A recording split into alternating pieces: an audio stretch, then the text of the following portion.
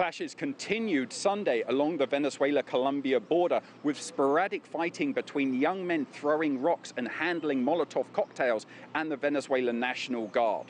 We're standing here on the border crossing known as Ureña. Even up to a couple of hours ago, there was the constant sound of gas canisters being fired into the crowds of young men who were throwing rocks. Yet it was much calmer than the scenes of chaos we saw Saturday. That's because the Colombian government largely shut down all of the border crossing points in its city of Cúcuta with Venezuela. Now, this is the most important point of contact between the two countries. Another result of the scenes of chaos yesterday of fighting between the young men and the Venezuelan officials is that the government of Nicolás Maduro announced that it was cutting off all diplomatic relations with Colombia. Now, how likely is this to bother Colombia? Not very much, given that Colombia itself already recognizes Nicolás Maduro's rival, a self-declared interim president of Venezuela, known as Juan Guaidó.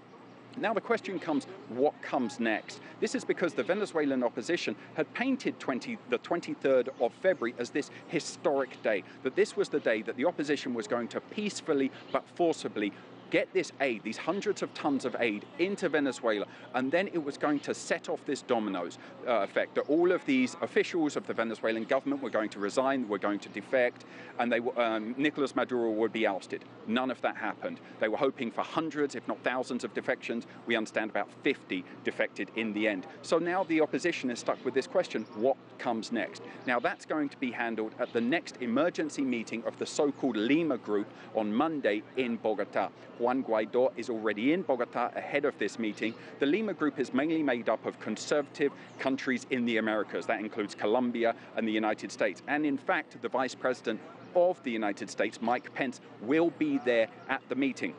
They will discuss what comes next as they look towards Venezuela. Everyone's going to be looking out for the question of military intervention.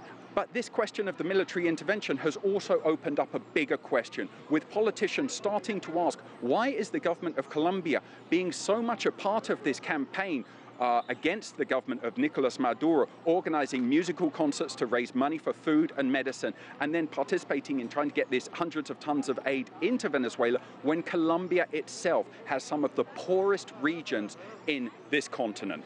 Toby Muse, CGTN, the Colombia-Venezuelan border.